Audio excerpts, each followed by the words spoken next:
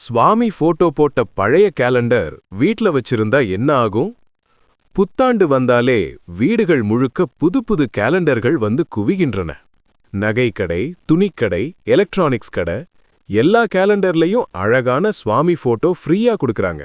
ஆனா ஒரு சின்ன டவுட் நம்ம மனசுல வரும். பழைய கேலண்டரை என்ன பண்றது? சுவாமி படம் போட்ட பழைய கேலண்டர் வீட்ல வச்சுக்கலாமா? பழைய கேலண்டர் மேல புதிய கேலண்டர் மாட்டக்கூடாதா? இதுக்கெல்லாம் ஆன்மீக பதில் இருக்கு. கேலண்டர்னா என்ன?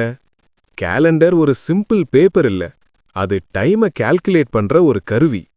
தமிழ்ல சொன்னா நாட்காட்டி. சூரியன் சந்திரன் மூவ்மெண்ட்டை பேஸ் பண்ணது.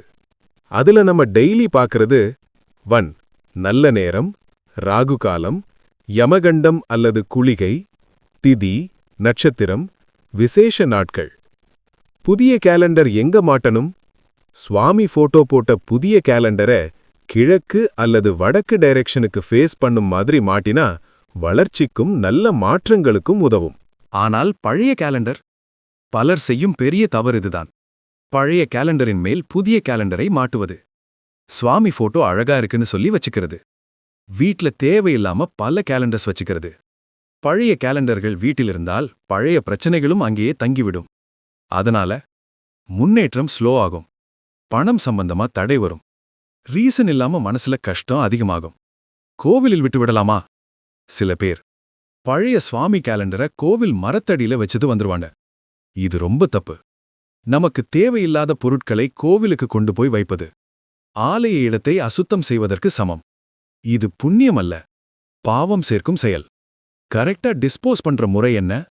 கேலண்டர்ல இருக்கிற சுவாமி போட்டோ இல்ல ஸ்டிக்கரை மட்டும் கேர்ஃபுல்லா பிரிச்சேடுங்க. Very good. அத தண்ணில ஊற வைத்து மெதுவாக கரைய விடுங்க. அந்த தண்ணிய ஓடும் நீர்ல விடலாம். மரியாதையோட சேஃபா அப்புறப்படுத்தலாம். பஸ்டின்ல போடாதீங்க. பூஜா ரூம்ல கேலண்டர் வச்சு பூஜை பண்ணாதீங்க.